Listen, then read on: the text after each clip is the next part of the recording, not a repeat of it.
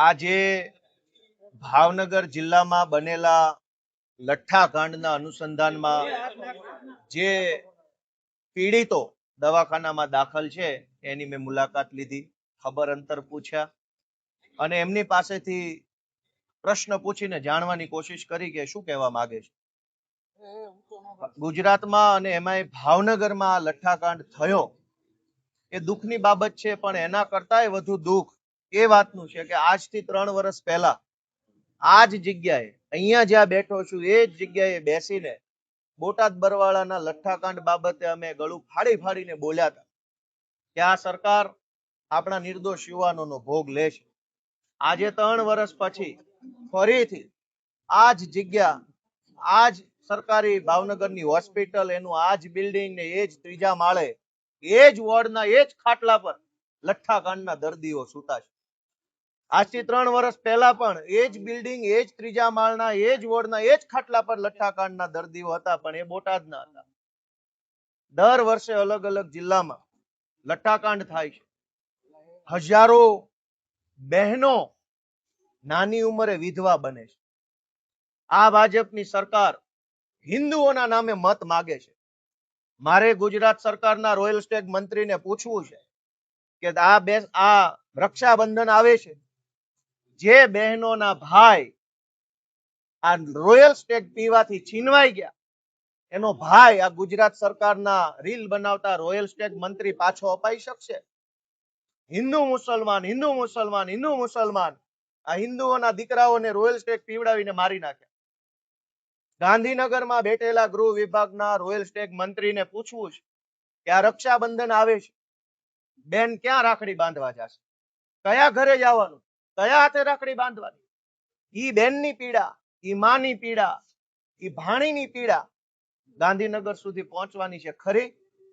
અને પીડા ગાંધીનગર પહોંચતી હોત તો બરવાળા બોટાદના લઠ્ઠાકાંડ પછી આ બીજો લઠ્ઠાકાંડ ન બન્યો હોત. અને દર વખતે લઠ્ઠાકાંડ બને એટલે SP, IG, collector, royal Stag મંત્રી, સરકારના બીજા બધા વિભાગના મંત્રીઓ એક સાથે કડક કાર્યવાહી, પંચની નિમણૂક કરશું, કમિશન બનાવશું, કોઈ છોડવામાં નહીં આવે. મારી ભાવનગરના એસપી ને આઈજી ને સીધો પ્રશ્ન છે કે બોટાદના લઠ્ઠાકાંડના આરોપીને કઈ ફાંસીએ ચડાવ્યા? લાવો હિસાબ. તમે એટલા જ બધા ઈમાનદાર છો, હરિશ્ચંદ્રના વારસદારો છો, તો બોટાદના લઠ્ઠાકાંડના આરોપીને કઈ ફાંસીએ ચડાવ્યા, કઈ સજા કરાવી, જરાક આપો હિસાબ.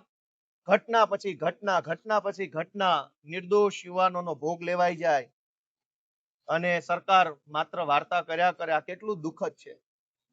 જે લોકોએ આ ઝેરી દારૂ બનાવવાનું કામ કર્યું, એમાંય દુઃખનો વિષય જુઓ કે ગુજરાતમાં દારૂ બંધી છે, પણ અહીંયા ઇંગ્લિશ દારૂનું મેન્યુફેક્ચરિંગ ચાલુ થયું છે. બધા જ જિલ્લાઓમાં ફેક્ટરીઓ છે, નકલી દારૂ બનાવવામાં આવે છે.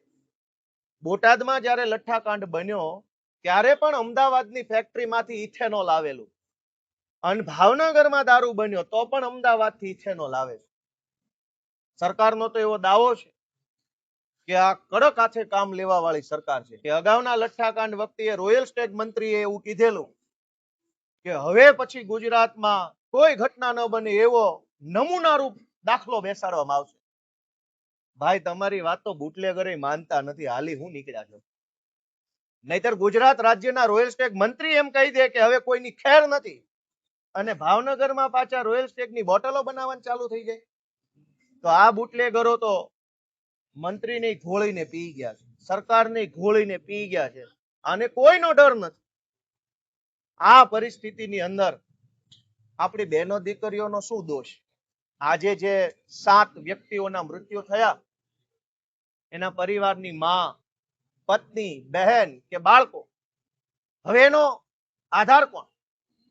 અને નિરાધાર બન્યા છે એનો જવાબદાર કોણ? ભાજપ વાળા તો એમ કે છે કે દાદાની સરકાર. દાદા આવા હોય જે પોતાની દીકરીના ધણીને મરાવી નાખે? દાદા આવા હોય જે એક દીકરીના ભાઈને મરવી નાખે રોયલ સ્ટેગ પીવડાવીને? આવા દાદા હોય? દાદાની સરકાર તો દયાળુ હોવી જોઈએ કે દારૂ તો શું, પાણી ખરાબ ન આવવું જોઈએ. એના બદલે અહીંયા તો લોલમ લોલ દર વર્ષે લઠ્ઠાકાંડ. અને સૌથી દુઃખનો વિષય કે આપણા રાજ્યમાં ગુંડાઓ, બુટલેગરો, તોડબાજો, માફિયાઓ, ખોટું કરનારાઓ આગળ આગળ આગળ, અને સરકાર પાછળ પાછળ પાછળ પાછળ. પહેલા ક્રિયા પછી પ્રતિક્રિયા. જ્યારે એક વખત લઠ્ઠાકાંડ થાય એટલે એક અઠવાડિયા સુધી ડ્રાઈવ ચલાવવામાં આવે અને એક અઠવાડિયા સુધી ક્યાંય દારૂ ન મળે. જેવું બધું નોર્મલ થાય, ઘીનું સંકેલાઈ જાય, ઘીના ઠામમાં ઘી પડી જાય ને દારૂના ઠામમાં રોયલ સ્ટેક પડી જાય એટલે પાછો દારૂ મળવા લાગે. મેં પોતે પોલીસમાં નોકરી કરી છે. ગુજરાતના રોયલ સ્ટેક મંત્રીને એટલું કહેવાનું છે કે તમે ઈમાનદારીથી પગલા લેવા માંગતા હોય તો 100 વહીવટદારોનું લિસ્ટ ગોપાલ ઇટાલી આપશે. કરો તપાસી, વહીવટદારો ક્યાંથી પૈસા કમાય મને ખબર છે. તમે કયો એ જિલ્લાના એલસીબી ના, એસઓજી ના, આરઆર સેલ ના, ક્રાઇમ બ્રાન્ચ ના કયા વહીવટદારની કઈ ડિટેલ જોઈએ મારી પાસે. રૂપિયાના હપ્તા લઈ અને એ હપ્તા કમલમ સુધી પહોંચાડી અને લોકોને મરવા માટે છોડી દે છે. આ કેટલો દુઃખનો વિષય છે. દારૂબંધીની આ હાલત દુનિયા જોઈ રહી છે. અને છેલ્લી વાત કે સરકારમાં હું એમ નહીં કહું કે રાજીનામું આપી દે, કેમ કે આ એટલા જેનામાં 1% માનવતા હોત એના રાજમાં એકની એક ઘટના 2 વાર બનવી ના જોઈએ. એટલે આનામાં માનવતા નથી. અને જેનામાં માનવતા ન હોય એની પાસે કઈ માંગણી ન હોય. માંગણી તો જેનામાં માણસ હોય, જેના હૃદય રામ હોય, જેનો આત્મા જાગતો હોય એની પાસે માંગણી હોય. મારી માંગણી ગુજરાતની જનતા પાસે છે કે એ લોકો રાજીનામું નહીં આપે. તમે આને ભગાડવા માંગો છો કે કેમ? દર વખતે 10, 20, 30, 40 વ્યક્તિઓના મૃત્યુ થાય અને આપણે રાજીનામા માંગતા રહીએ અને રાજીનામું આપે નહીં પણ નવા મૃત્યુ થઈ જાય, વળી નવા મૃત્યુ. આ વખતે હું ગુજરાતની જનતાને વિનંતી કરું કે એ લોકો તો નિંભર છે, એ લોકો બિન સંવેદનશીલ છે, એ લોકોનો આત્મા મરી ગયો છે ગાંધીનગરમાં બેઠેલા સરકારના માણસોનો. આપણો જો આત્મા જાગતો હોય ને તો આપણે હવે જાગવું પડશે અને આ લોકોને ભગાડવા પડશે. આ છાસવારે રોજ ઉઠીને દારૂના નામે મોત, એક્સિડન્ટમાં મોત, પાણીમાં તણાઈને મોત, માથે મકાન પડ્યું મોત, અગ્નિકાંડ રાજકોટમાં થઈ ગયો એમાં મોત, મોરબીમાં પુલ તૂટ્યો મોત, હરણી બોટમાં ઊંધી પડી મોત, સુરતના એક તક્ષશિલામાં કોચિંગ ક્લાસમાં આગ લાગે તો બધા કોચિંગ બંધ. પણ હજારો વખત દારૂના નામે લોકો મરે છે તો દારૂ કેમ બંધ નથી થતો? એક ઘટના બને એટલે અંધેરી નગરી, ગંડુ રાજા. સાવ છેલ્લી વાત કે મેં આ ખાટલે સૂતેલા દર્દીઓને પૂછ્યું, મેં કીધું ભાઈ તમે શું થયું? મેં પોતે પોલીસમાં નોકરી કરી છે.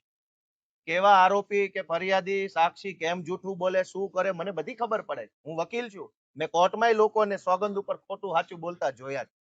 મેં પેલા ભાઈ દર્દીને પૂછ્યું કે શું થયું? ત્યાં તો સામે ચાલીને, મેં અહીંથી નથી પીધું, હું તો વાપીથી પીને આવ્યો. કેમ ભાઈ, કોણે આવું શીખવાડ્યું? વાપીથી દારૂ પીધો ભાવનગરના દવાખાનામાં શું કરે છે?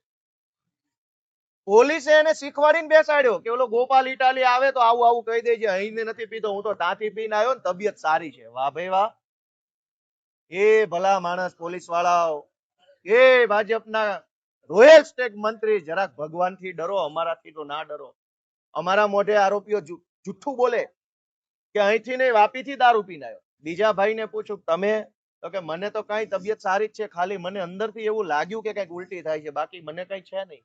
ઓહો, આવું તો પઢાવીને બેસાડ્યા છે. પઢો રે પોપટ રાજા રામના. રાજા રામના નહીં, બુટલેગરના. પઢો રે પોપટ ભાવનગરના એસપીએ પઢાવેલા બુટલેગરના. ગુજરાતની જનતાને મારી 2 હાથ જોડીને વિનંતી છે કે આપણી બહેનો દીકરીઓને બચાવી લ્યો. નાની ઉંમરમાં વિધવા બને છે, બાપ વગરની દીકરીઓ થઈ જાય છે, ભાઈ વગરની બહેનો બને, એને બચાવવાની જવાબદારી આપણા સૌની છે. આંખ ખોલો બધા, એવી મારી વિનંતી છે.